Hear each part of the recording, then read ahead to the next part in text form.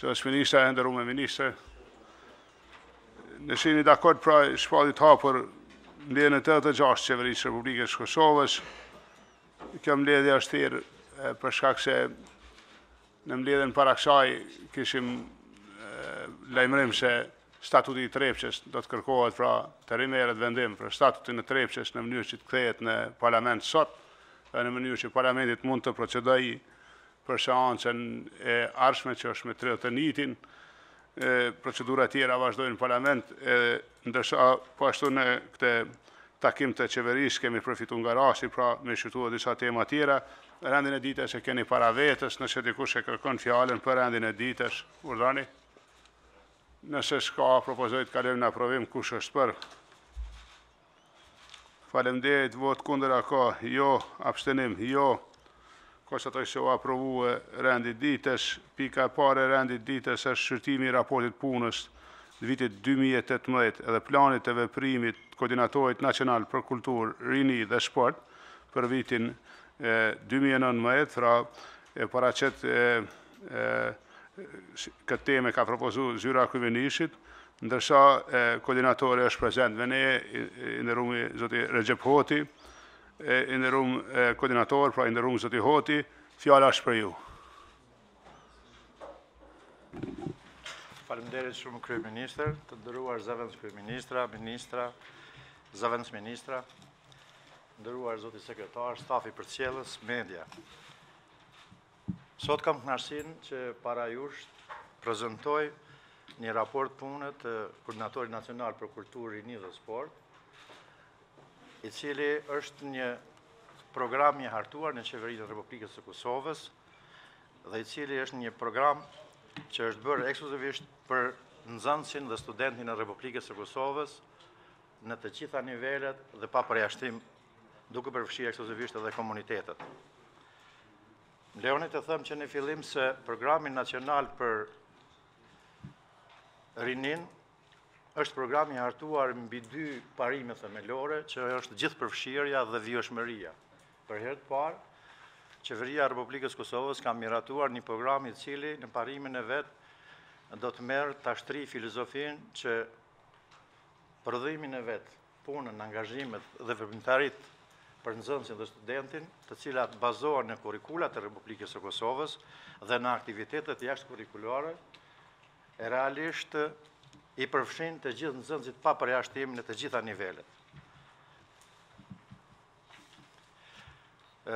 Në kuadër se vetëm si për informacion kam kënaqësi të jap se programi nacional për rinin përfshin mbi 340.000 nxënës dhe mbi 110.000 studentë, sa realisht janë në mënyrë zyrtare të regjistruar, por realisht janë më shumë se sa kaq. Pra ky është një program i cili bazohet në gjithëpërfshirjen dhe vijshmërinë e nxënësit nga fillimi deri në fund. Në kuadër të Programit Nacional për Kulturë dhe Rini është paraparë edhe pjesa e shpërblimeve dhe e çmimeve që do të jepen për të gjitha nivelet e garave dhe në përgjithësi në kuadër të Republikës së Kosovës, duke marrë për bazë garat në nivelin e shkollës, në nivelin e komunave dhe në nivelin e Republikës, do të jenë mbi 30.000 çmime të para. Çmimet natyrisht dhe shpërblimet përkatëse do të kenë natyra të ndryshme të stimulimeve dhe do të kenë edhe peshë kredenciale për nxënësit në të ardhmen. Natyrisht në kuadër të dokumentit të bazë të Programit Nacional për Kulturë, Rini dhe Sport është hartuar mbi filozofinë e krijimit të një sistemit për nxënësit e Republikës Kosovës dhe për rinin shkollore, i cili sistem duhet të jetë edhe konkurrues në raportet rajonale. I nderuar zoti kryeministër, të nderuar ministra, zëvendës kryeministra, natyrisht programin ka paraparë që në sistemin e vet të ketë edhe ballafaqimin në nivelet ndërshtetërore dhe në këtë drejtim, Koordinatori Nacional për Kulturë, Rini dhe Sport ka hartuar edhe programin ndërshtetëror, por ka hartuar dhe ka kryer programin ndërshtetëror me Republikën e Shqipërisë në tërësi dhe ne presim në të ardhmen t'ju ofrojmë atyre si një mundësi që ata do ta kenë një shans për të parë sistemin tonë të garave dhe të diturisë dhe veprimtarive të tjera, duke bazuar në kurrikula tona dhe aktivitetet jashtë kurrikulare. Sa për informim, paka shumë në programi për Shqipërinë i bazuar në sistemin tonë të krijimit të kritereve, të garave dhe të konkurrencës dhe të aktivitetet të tjera, ka dyfishën e peshës buxhetore, nëse do të ishte kjo edhe për ministrat, mund të them se për Shqipërinë është diku 7.7 milion. Natyrisht ne kemi botuar 3-4 ekzemplar për ta dhe do t'ju japim atyre. Njëtërisht, njëta gjë raport ndështëtor për garën, për të gjithë nxënësit e Republikës së Shqipërisë, është bërë edhe për Republikën e Maqedonisë, pa përjashtim komunitetet, dhe më thonë kjo është ekskluzivitet edhe për nxënësit shqiptar të Maqedonisë dhe të komunitetet tjera, dhe është i gatshëm edhe për Republikën e Maqedonisë, jemi duke punuar në programin ndështëtor për Malin e Zi dhe për Republikën e Serbisë. Me fjalë tjera, sistemi jonë ju ofron atyre një mundësi që sicili shtet rajonal ta ketë një mundësi që të futet në garë me nxënësit e Republikës së Kosovës. Krahas kësaj është parë mundësia e një bashkëpunimi bilateral ndërmjet dy shteteve, mund të jem në mes Kosovës, Serbisë, Shqipërisë apo dikujt tjetër, por kemi hartuar edhe në fund strategjinë e programit mbarkombëtar, i cili në instancën e fundit mund të gjejë një mbështetje për të gjithë nxënësit mbar shqiptar në Ballkan, duke i përfshirë 4 shtete dhe diasporën, dhe presim në të ardhmen një bashkëpunim në këtë drejtim edhe me diasporën.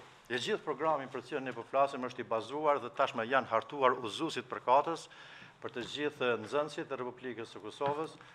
Kemi nxënësit, kemi hartuar udhëzuesit që me simptomsi realisht ta di se çfarë është, se si zbatohet, gjen zbatim një program në shkollën fillore, në shkollën fillore të mesme të urtë, në shkollën fillore të mesme të lartë, dhe si do të bëhen gjen zbatim programi në nivelet universitare. Gjithashtu janë hartuar edhe udhëzues për nivele universitare, në veçanti jemi fokusuar për shembull në specifika të cilat si format e tilla të zbatimit nuk kanë qenë të aplikueshme gjerëtarim në Kosovë, është fjala për debatin, pra është hartuar udhëzues i veçantë duke u bazuar në British Property Debat dhe në Karl Popper apo praktikat e tjera, dhe realisht kjo është një mundësi e jashtëzakonshme që do të filloj me shkollën e mesme të lartë dhe me universitetet, apo siç është edhe çështja e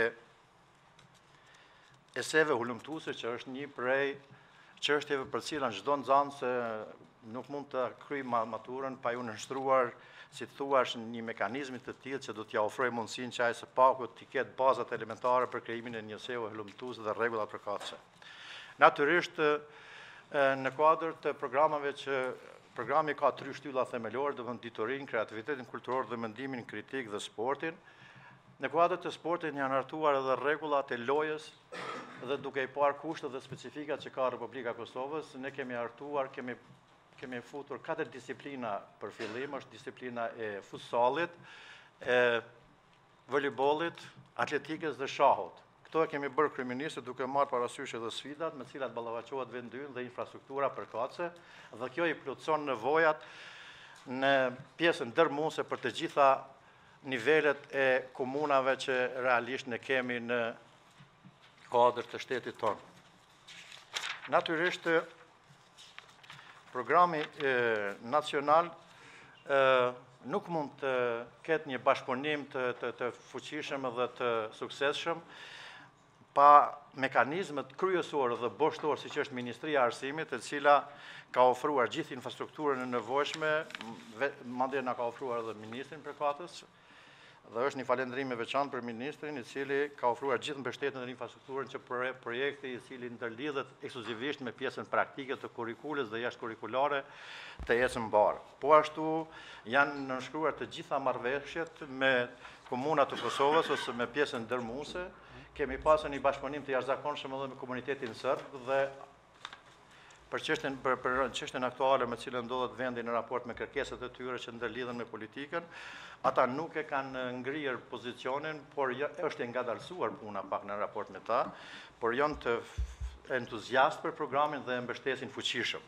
Do më thonë, kemi një mbështetje të fuqishme për gjitha komunave, për Ministrisë të Arsimit, dhe në këtë drejtim çështja janë duke shkuar jashtëzakonisht mirë. Natyrisht për çështjen politike të cilat i kanë bërë pak sfidë programit, ne nuk po flasim zotë kryeministre, se është çështje ekskluzivisht politike dhe juja.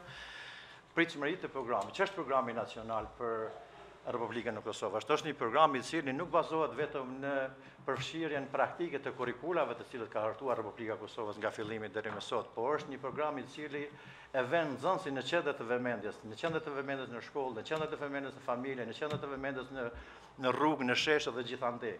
Me fjalë tjera e ofron filozofinë e komunikimit interaktiv të fuqishëm nxënës prindër, mësimdhënës, menaxhmenti i shkollës e tjera. Dhe presim që realisht të krijohet një klimë e fuqishme e dijes dhe arsimimit në Kosovë dhe nxënësit në këtë drejtim të përgatiten për jetë, duke pasur parasysh praktika që ekzistojnë brenda programit, të cilat atyre i japin fuqi të jashtëzakonshëm të tregojnë individualitetin e tyre, punën ekipore, sfidat e ndryshme që i pret ata të piqen në kushte dhe hapësira normale. Natyrisht më lejoni të them shkurtimisht se programi ka shumë nën projekte të tjera, ndërta është edhe krijimi i databazës për të gjithë nxënësit e Republikës së Kosovës, ka të thotë se një prind, një mësimdhënës, çdo shkollë, çdo njeri i Republikës së Kosovës mund të di live se nxënësi çfarë suksese ka në të gjitha garat që marr pjesë. Është krijuar strategjia për hartimin dhe kujdesin ndaj talenteve në kuptimin e shumicës, deri të mundësia edhe të lidhjeve kontraktuale me ta dhe gjithashtu është krijuar, është duke punuar në vazhdim që të gjitha krijimet e nxënësve duhet të botohen, të sistemohen dhe të krijohet arkiva nxënësit të Republikës së Kosovës. Plani i veprimit për vitin 2019 është një plan praktik ku tregon realisht kohën e fillimit të garave. Ne në gjysmë vjetor do të fillojmë me kreativitin kulturor të mendimit. I nderuar koordinator, mendoj se kjo pjesë bazë qeverisë mjafton, me qenë që e kemi edhe raportin me shkrim ty, na? Recep. Unë me kaq kryeministri kisha përfunduar dhe kisha një kënaqësi të veçantë. Faleminderit shumë. Tani nderuar kolegë edhe zëvendësisht ministra, pra raportin që e paraqiti koordinatori ky është i sponsorizuar për zyrës kryeministit, po kemi ftuar edhe koordinatorin që edhe ta bën prezantimin e këtij.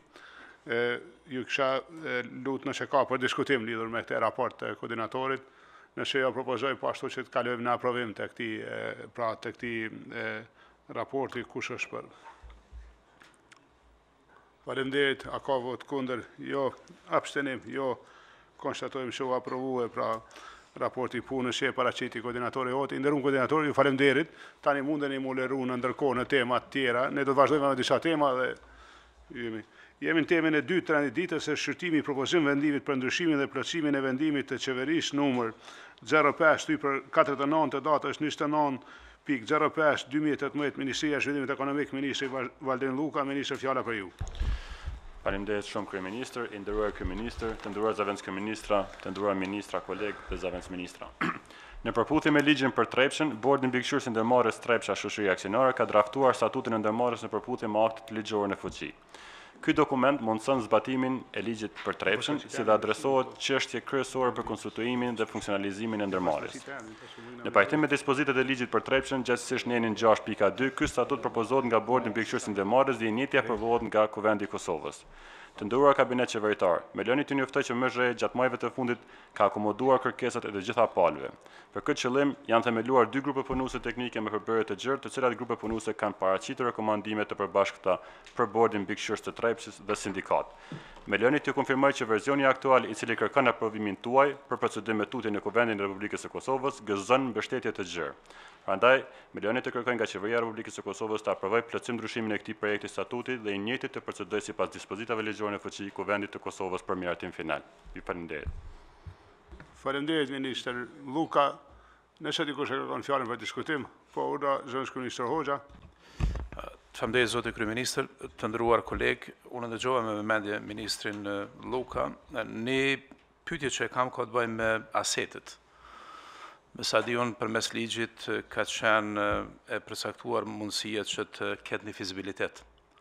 Se të kon aseteve ju me statuti kishit përcaktuar më të qartë, si sheni adresimin e kësaj çështje, cila për mendimin tim është kogja vitale, dhe së dyti e kam përshtypjen që punën që keni bërë është e mirë, po do t'i duhet Kuvendi i Kosovës edhe një 2-3 javë për me pas një dokument të mirë fillt.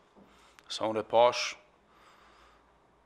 ata cilët do t'a kalojnë Kuvend Kosovës kanë punë 2 javë të plota për më ka një dokument i cili rregullon këtë temë. Faleminderit shumë Zëvendës Kryeministër. Ky dokument është trajtuar edhe më herët nga Komisioni Parlamentar për Zhvillim Ekonomik. Asetet sa i përket Trepçës, normalisht që bordi në fund ka vendosur për çdo gjë që është përfshirë në statut, janë bazuar në një studim të fezibilitetit që është përfunduar në vitin 2017, duke dikur në muajin mars apo prill.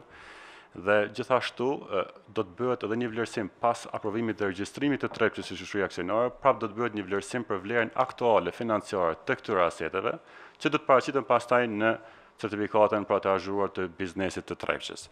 Sa i përket versionit final, Komisioni Parlamentar për Zhvillim Ekonomik ka pasur një takim javën e kaluar, edhe normalisht kanë ardhur në përfundim të gjithë që përmbajtja, nëse ka pajtueshmëri dhe të sindikatës dhe të gjithë anëtarëve të bordit, për ta është e pranuar për të gjithë anëtarët e komisionit, pa pas asnjë pengesë. Dhe sot komisioni ka një takim jashtë agjendës, pra në orën 1 pas këtij takimi, për të trajtuar të gjitha pikat me qëllim të finalizimit dhe aprovimit dhe dërgimit për aprovim në agjendë të ditës, që është me 30 janar. Faleminderit. Ministri Hamza, urdhra ministër. Faleminderit zotë kryeministër, nderuar zotë kryeministër, nderuar zëvendës kryeministër, nderuar ministra. Duke vlerësuar punën që është bën këtë dokument shumë të rëndësishëm edhe duke u pajtuar me faktin që po është e rëndësishëm edhe konsenzusi dhe pajtimi i palëve në këtë rast ai sindikatës edhe i bordit e menaxhmentit dhe të tjerëve. Megjithatë, zëvendës kryeministri Hoxha tha shumë sakt. Ky dokument e para është me pas standardin e një dokumenti që është statuti i një ndërmarrje. E dyta, me qenë edhe me umor praktikat e ndërmarrjeve, korporatave, në gjithandej edhe jashtë Kosovës. Me pa edhe me krahasu edhe me statutin e korporatave edhe financiare edhe të kompanive tjera në Kosovë. Dhe pastaj mi vendos edhe specifikat e Trepçës si një ndërmarrje e veçantë. Ka gjatë zbatimit tim praktik, me përgjithësi e tham që ka me pas vështirësi dhe problem. Edhe te vendimarrja, edhe te mënyra e organizimit, edhe te mënyra e funksionimit të Trepçës, po unë besoj që gjatë trajtimit ti në kuvend, në një shumë profesionale, do të trajtohet kë dokument. Dhe po e përmbylli, vetëm një rast të mbledhja e aksionarëve. Kush janë aksionarët? Është Qeveria, 80%, janë punëtorët, 20%. Kush i përfaqëson punëtorët? Atë gjithë punëtorët me marrë pjesë mbledhje? Janë detale që nuk po du me ngarkue mbledhjen e qeverisë, po megjithatë mendoj që gjatë zbatimit praktik, po që se nuk përmirësohet në procedurë tutje, jam i bindun që ka me pas vështirësi edhe ka me kriju situata ku ka me qenë shumë konfuze dhe të vështira për vendimarrje. Faleminderit. Nëse dikush tjetër don fjalën për diskutim, ju doni me urdhra ministër Luka. Faleminderit shumë. Normalisht në fillim kur është bërë versioni i parë i statutit janë marrë disa modele. Kryesisht ka filluar edhe me modele ndërmarrje publike tona që kemi këtu. Dhe bordi ka shikuar praktikat më të mira që është mundshme. Pra statuti si statut i paraqet dhe i plotëson ato kritere, sepse në grup punues fillestar kanë qenë edhe aktorë tjerë të jashtëm që kanë eksperiencë me statutet të ndërmarrjeve publike. Sa i përket përfaqësimit të punëtorëve dihet, më thonë është sindikata në bord, pra ka një anëtar të bordit që i përfaqëson interesat e punëtorëve, duke përfaqësuar edhe përqindjen, pra 20% e aksioneve që i përmbajnë ata. Pjesa tjetër rregullohet pra njësitë punuese, këto rregullohen me ligj, pra i parashihen 3 njësi punuese të ketë Trepça, të cilat do të kenë llogaritë të veçanta bankare në mënyrë që të kenë mundësi të zhvillohen veçanërisht me investitorë të ndryshëm nëse është nevoja. Prandaj ato nuk janë pjesë e statutit, por statuti do ta mundsoj pra zhvillimin e Trepçës dhe nuk është një dokument i pandryshueshëm në të ardhmen nëse paraqitet nevoja që kjo ndryshim të kërkohet edhe me investitorë të huaj apo vendor. Faleminderit. Faleminderit ministër Luka, dikush tjetër do thotë nëse s'ka për diskutim, ju ftoj që të aprovojmë pra propozim ndryshimin që u paraqit në pikën 2 të rendit ditës, pra po ndryshimin dhe plotësimin e ndihmës qeverisë. Kush është për? Faleminderit. Vot kundër a ka? Jo. Abstenim jo, konstatoj që aprovu pra propozim vendimi për ndryshimin dhe plotësimin e vendimit qeverisë që u paraqit në pikën 2, jemi në pikën 3, treni ditësh është shqyrtimi i draftit të strategjisë shtetërore kundër krimit të organizuar dhe plani veprimi 2018-2022. Është Ministria e Punëve të Brendshme, është Zëvendësministri Abdulselam Shkodra, Zëvendësministri fjala për ju. Faleminderit zoti kryeministër, të nderuar kabinet qeveritar, blenë që të prezentoj para ju strategjinë shtetërore dhe planin e veprimit kundër krimit të organizuar 2018-2022. Ministria e Punëve të Brendshme si bartëse kryesore e strategjive të mëparshme në 90 e saj ka hartuar strategjinë dhe planin e veprimit kundër krimit të organizuar 2018-2022. Kjo strategji është hartuar në pajtim të plot me nenin 49 të rregullorës së punës së qeverisë dhe udhëzimin administrativ numër 07/2018 për procedurat, kriteret dhe metodologjinë e përgatitjes dhe miratimit të dokumenteve strategjike dhe planeve për zbatimin e tyre. Si pjesë përbërëse e programit kombëtar për zbatimin e MSA-s, si dhe planin vjetor të dokumenteve strategjike për vitin 2017-2018. Strategjia e re kundër krimit të organizuar, si dhe masat tjera legislative dhe politike në kuadër të kësaj fushë, janë të ndërlidhura me prioritetin e dytë strategjik të qeverisë për vitin 2018. Qeverisja e mirë dhe sundimi i ligjit, po ashtu ndërlidhet me procesin e integrimit evropian dhe si tillë është pjesë e programit kombëtar për zbatimin e marrëveshjes së stabilizim asocimit 2017-2022 dhe të konkluzionit të takimit të parë të nën Komitetit për Drejtësi, Liri dhe Siguri. Strategjia shtetërore kundër krimit të organizuar e Republikës Kosovës për periudhën 2018-2022 është vazhdimësi e strategjisë paraprake dhe mbështetet në Kushtetutën e Republikës Kosovës. Legjislacioni aplikueshëm në Republikën e Kosovës, si dhe instrumentet ligjore ndërkombëtare dhe praktikat më të mira ndërkombëtare në fushën e parandalimit dhe luftimit të krimit dhe të narkotikëve. Përderisa strategjia paraprake ka pasur si qëllim kryesor themelimin ndërtimin e mekanizmave institucional, kjo strategji ka për qëllim të ngritë efikasitetin dhe efektivitetin e institucione dhe shoqërisë kosovare në këtë fushë. Strategjia është strukturuar në mënyrë të tillë që të identifikojë qartë objektiva dhe aktivitetet që duhet të përmbushen në mënyrë që gjithë mekanizmi institucional të vihet në funksion të parandalimit dhe luftimit me sukses të krimit të organizuar në Kosovë, se dhe duke qenë partner serioz me vende tjera në përpjekjet ndërkombëtare në luftën kundër kësaj dukurie përmes bashkëpunimit ndërkombëtar. Plani i veprimit kundër krimit të organizuar 2018-2022 përmban objektiva strategjike si më poshtë: parandalimit dhe luftimi i formave të krimit të organizuar. Përmes parandalimit dhe luftimit të krimit të organizuar, synohet organizimi dhe zhvillimi i aktiviteteve të ndryshme me qëllim të vetëdijësimit të personelit të institucioneve përgjithëse, si dhe opinionit në përgjithësi. Për pasojat që shkakton krimi organizuar, institucionet e Republikës Kosovës janë të përkushtuar për të luftuar të gjitha format e krimit të organizuar, duke përfshirë, por jo duke kufizuar vetëm në luftën kundër drogave, trafikimit të qenieve njerëzore, kontrabandimit me migrant, arme, derivateve, alkoolit, veprave të artit, veprave të trashëgimisë kulturore e tjera.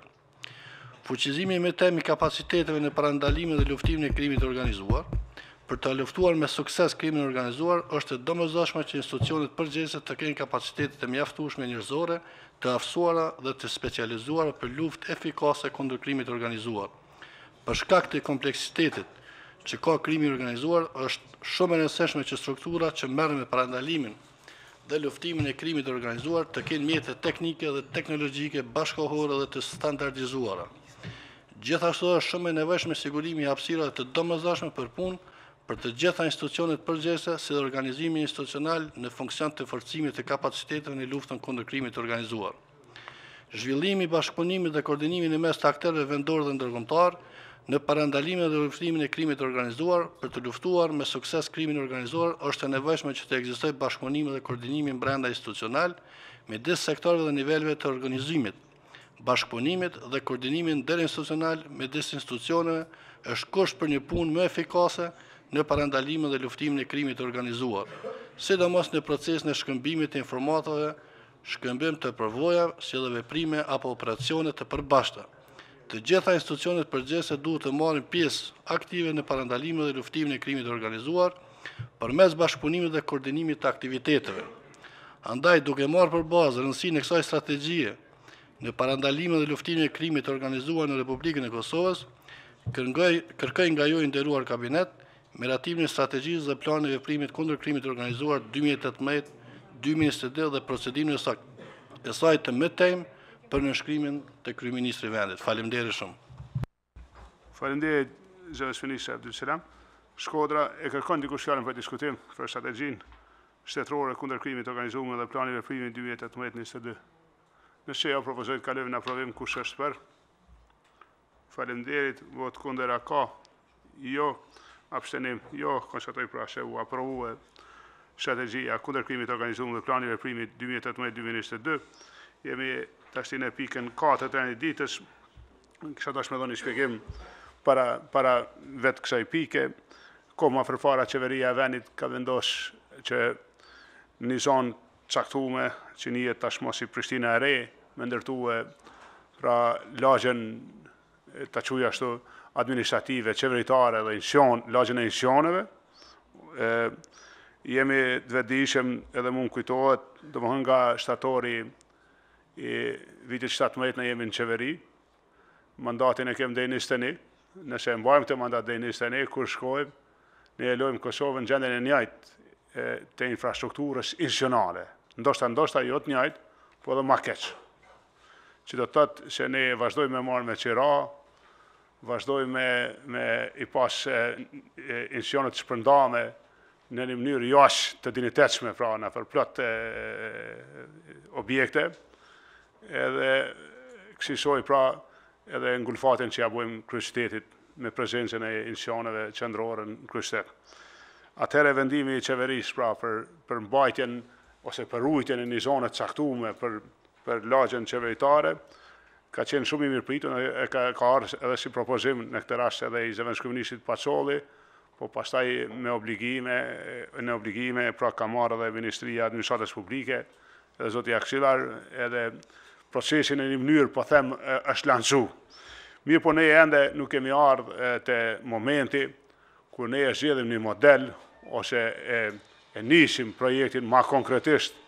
Edhe deri atëherë unë kam shfrytzuar rastin me kërkue pra një mendim pej një pale, në këtë rast edhe e kisha ftue zotrin ekspertin pra në këtë rast Uraganalia, që t'i paraqes qeverin pra një propozim ide për Prishtinën e Re, për pjesën e insioneve qeveritare, po jo vetëm aq. Është informat, pra nuk parashihet marrja e vendimit, është informat, por muj me shfrytzu prezencën e ekspertit nëse kemi ndonjë pyetje dikush nga ne. Zoti Uragan, faleminderit, fjala është për ju, urdhani ju lutem. Faleminderit kryeministër, nderuar kryeministër, të nderuar zëvendës kryeministra, të nderuar ministra, të nderuar zëvendës ministër. Ne kemi ardhur me propozim të bazuar në vendimin e qeverisë për shpalljen e zonës me interes të veçantë, edhe të bazuar në praktikat e tregut, kemi ardhur me një propozim se si Qeveria e Kosovës mund të përfitojë 1 milion metra katror hapësirë të ndërtuara të funksionalizuara pas një investim. Si përfitim kryesor përveç në 1 milion metrave katror, nxiten edhe investime direkte, sepse ideja është që ky projekt të sjellë edhe investitor të huaj si edhe vendor, edhe krijim të 7.000 vendeve të reja të punës. Zona që kemi marrë për bazë është në vendimin që keni marrë ju si qeveri, ku në total janë 282 hektar. Ne kemi marrë për bazë vetëm pronat qeveritare dhe komunale, nuk kemi marrë për bazë pronat individuale për shkak të procesit të gjatë të shpronësimeve. Në total, parashihet të ndërtohen minimalisht 3.4 milion metra katror. Modeli zhvillimit të ndërtimit të këtyre 3.4 milion metrave katror është u bazuar në 50% me 70%, që do të thotë 30% apo rreth 1 milion metra katror i takojnë qeverisë. Në planifikime, të u bazu prapë në kostot e tregut, parashihen diku 1.5 miliard investime, ndërsa vlerë e tregut 2.25 miliard. Qeveria përfiton 1 milion metra katror, ose orientimisht diku rreth 1 miliard euro vlerë aktuale të tregut. Siç e ceka, i gjithë ky përfitim për qeverinë me zero kosto. Në arsyeshmëria dhe burimet financimit, jemi nisur prej parimit se vetëm në regionin e Prishtinës, Prishtinë dhe komunat përcjellëse, diku brenda vitit japen leje ndërtimi për rreth 500.000 metra katror. Në këtë rast, ky projekt do të hapte mundësinë për investime direkte vendore, si dhe tamam me një plan të qartë se si do të mund të realizojnë ato, plus potencialin investimeve nga diaspora. Si e shohim realizimin e këtij projekti të madh? Janë 5 hapa të veprimit. E para duhet përgatitur një dokument i kërkesave për plan urbanistik. E dyta, ky plan detaj urbanistik ne e parashojmë se do duhet realizohen nga një kompani me renome ndërkombëtare. E treta, duhet themelohet një zyre për mbikëqyrjen e projektit dhe sigurimin e cilësisë. Si hap tjetër është prezantimi i këtij projekti para investitorëve potencial, të bëhet përzgjedhja e investitorëve dhe të bëhet realizimi i projektit. Ne kemi marrë përbas një pamje aktuale të zonës për cilën po flasim, edhe sipas një parashikimi do të duheshin 7 vite që të realizohej ky projekt, pra prej pamjes aktuale në një ilustrim cilën e kemi marrë prej internetit, sa veç me na dhënë idenë se sa shpejt do të mund të realizohej diçka e tillë. Faleminderit. Janë 2 pyetje shpejt. Do të thotë publiku në këtë rast, qeveria, komuna, Kosova, e investon tokën. Investitor tjerë, ose ata që e ndërtojnë edhe pjesën e publikut edhe pjesën e vetë, fitimin e kanë të pjesa tjetër, pra e 70%, 30% e pronës ju kish kalu në shfrytëzim publikut, pa dhonë pare. A ekziston kjo logjik diku në botë, për shembull, apo ka parametra tjera, ka mënyra tjera, është diçka që e keni zbulu, apo diçka që edhe përdorë në ekon? Falni. Kryeministër, si praktik ekziston edhe në vende tjera të botës, edhe po ashtu është një praktik që e shohim në treg aktualisht në Kosovë, ku në rastet aktuale në pronarët e tokave cilë në bashkëpunim me investitorët japin pronën e tyre edhe në këmbim marrin metra katror të përfunduar, që paka shumë do të ishte modeli njëjtë edhe për qeverinë këtë rast, ofron tokën si pronari i tokës edhe përfiton 1 milion metra katror. Faleminderit. Çfarë janë rreziqet e këtij projekti nëse ka ndonjë rrezik, se po duket shumë i mirë? Rreziqet e këtij projekti janë që investitorët të cilët përzidhen të kryejnë punën e tyre si duhet. Për këtë arsye edhe është para pa themelimi i një zyre e cila do të siguronte që investitorët janë adekuat, i përcjellin këto kritere dhe pastaj punojnë konform kritereve të caktuara. Faleminderit, Uragan. Maher, që a ki diçka me thonë te, a ndërlidhe dikun me dinamikat tua të ministrisë apo tonët? Falë. Po, faleminderit, nderuar kryeministër, edhe atëre kur ka qenë vendimi i parë, unë disa çështje kam përmend, sepse Ministria e Administratës Publike, sepse tash unë nuk e di cilat janë parcella. Është realizuar sipas planit urbanistik disa ndërtime për agjencione të ndryshme. Dhe në këtë rast është ndërtuar Instituti i Administratës Publike, Komisioni i Pavarur për Media, pastaj e kemi një marrëveshje edhe me RTK-n, kështu që nuk e di a janë përfshime këto çështje.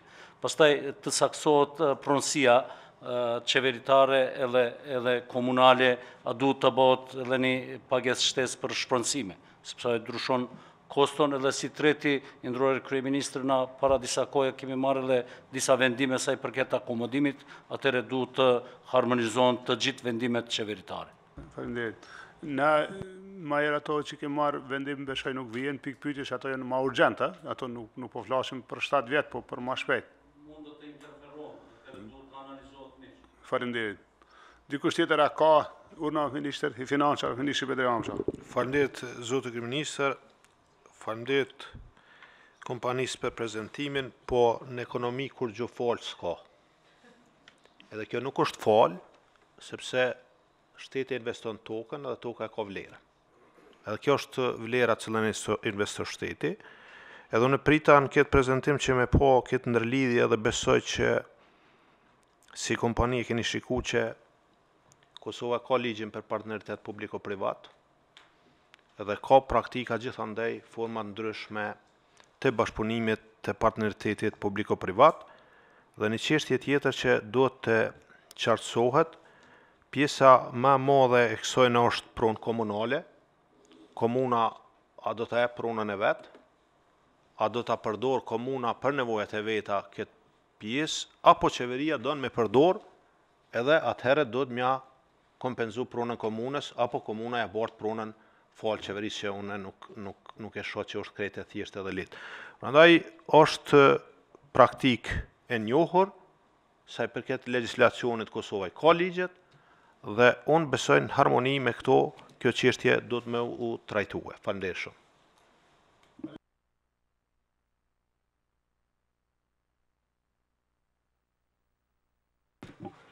Nderuar ministër, Fal. po, ne jemi bazu në vendimin e qeverisë për shpalljen e zonës me interes të veçantë.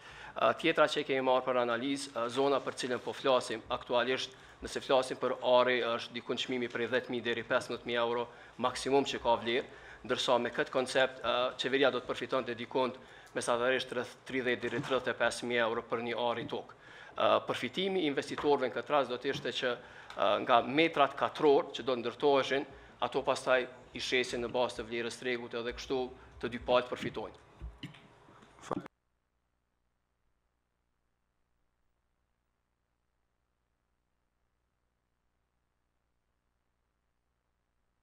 Faleminderit për prezantimin, ka më ndihmu me nxit procesin, besoj që mos vonohem në nisje. Unë e shoh që për një projekt kaq madh këtë kompanitë ndërtimtare në Kosovë me u kyç prapë nuk do të mjaftojnë, edhe shpresoj që do ta gjejmë edhe ne pra mënyrën me ecë përpara, me këtë do të ishte e dhimbshme që pra Kosova të mos e shfrytëzon pra mundësinë që vërtet me i bartë institucionet në një zonë edhe në mënyrë dinjitetshme dhe me vendosë në mënyrë dinjitetshme dhe me u themelet po e çfarë them ashtu e veprave të reja në punë. Jeni i lirë, faleminderit shumë. Koleg, nëse bën një informat për fund, edhe pse s'është në ditës, po informata është më e shkurt, një investitor, pra strategjik i ka përmbush kriteret e parapame, edhe është kërkuar me mbajt takimin ndërministror të Hanën në ora 12 me sa diun e ministër Shala, në 10. Ju kisha lutë që ti një prezent, investor është serioz, është një investor pra kompani gjermano-izraelite në energji, me erë, për që dhe një investitor kanë shprehë një interesim të madhe një përkraja ambasada e Gjermanisë edhe ambasadori Held, pra kanë qenë non-stop në temë, si mas gjitha informatave fra procesi po e merr epilogun e duhur, edhe është mirë që ministrat jenë prezent dhe besoj që në një mbledhje të ardhshme të qeverisë mund ta kemi pra propozimin për miratim për këtë investitor në investime në Kosovë, investimet në gjitha fushat, po them ekonomike në rëndësi, mirë po e shoh që për shembull me këtë vit pra me rritjen ekonomike e shfrytëzoi do thonë të ministrit Hamza i ka pastonë në kaluar që nëse aktivizohen disa projekte tjera pos rritjes 4.4 ose 5 sa ishte mesatarja, që mund kalojmë një rritje tjetër ekonomike dhe besoj që është mirë që të jemi ambicioz bashkë që ta shënojmë këtë rritje në vend. Ju faleminderit shumë, shpall mbyllur takimin e qeverisë.